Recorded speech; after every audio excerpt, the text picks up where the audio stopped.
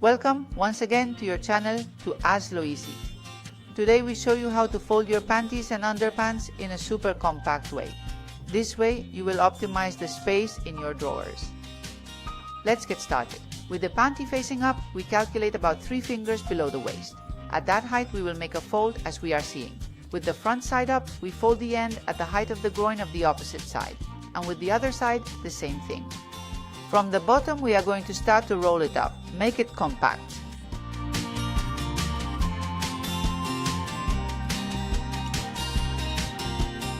Once you have finished rolling, you only need to take the part of the waistband and turn it over, in this way that you are seeing.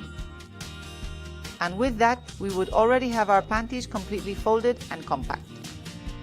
Now let's go to the underpants. We would measure about 4 fingers from the waistband. From that measurement we fold. And the process is super similar to the briefs. We fold the ends like we're looking at.